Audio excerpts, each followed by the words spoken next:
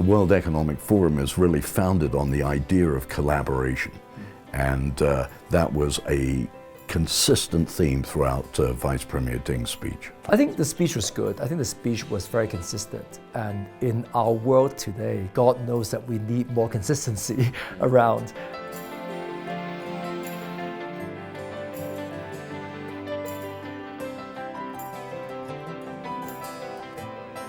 Premier Ding gave a very orderly summary, I think, of Chinese global economic policy. He emphasized economic globalization, which of course has always been a key theme of the World Economic Forum.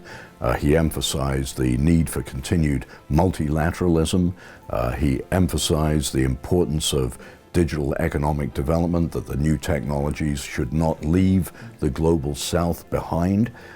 And China committed to making sure that all countries in the world participate from the point of view of peace, progress, and prosperity. Generally speaking, it was regarded as a very strong statement of Chinese policy.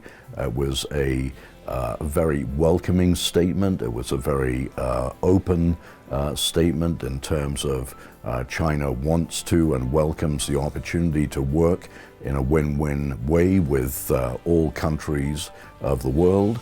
Of course, as Vice Premier Ding indicated, there will be tensions, but these tensions have to be worked through, and we should never end up in a situation where there are two systems in the world competing against each other, where individual countries have to choose one or the other.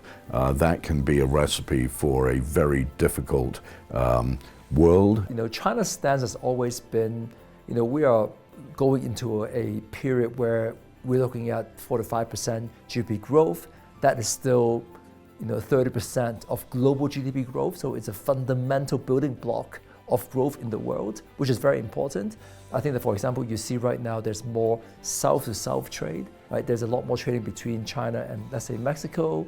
There's more trading between China and Latin America. So I think that some trade patterns are changing. It's no longer just manufacturing in the East, consumption in the West. I think we're going into a much more of a more complicated, more nuanced world, where every country needs to think a little bit around what's in it for me, but also be very sensitive around what's in it for others and make sure that there are win-win solutions.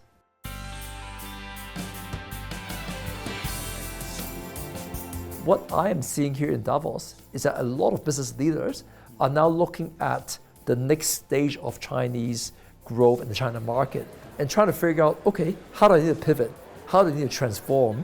And how do I need to make sure that my old formula needs to be adjusted so that I can continue to succeed in this new economic era? The most important theme that I'm hearing is concern over who can we trust.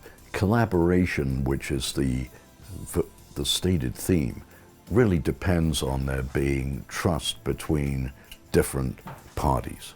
And we see all over the world, with the rise of nationalism versus multilateralism, we see a breakdown in the trust that people place in their institution. So one of the things I think we all have to do when we leave Davos is think about how can we help build trust that then facilitates constructive collaboration. I think right now there's a lot more, I would say, precision needed in our planning, in thinking around what segments we want to play in thinking around how do we become more of a global citizen. And I think there's also a stage where Chinese companies, Chinese enterprises will have to think a little bit more around being global companies, from a factory of the world to becoming more multinational companies for the world. We need to go to different places and figure out, okay, how can I become a good corporate citizen? How do I help your employment situation? How do I fit into your industrial policies? How can I add value to your country? So I do think that for Chinese companies, the geopolitics, a little bit more, for each country, the culture, what they're looking for, how do we fit into their plans? I think there's a much more sophisticated way to think about the world.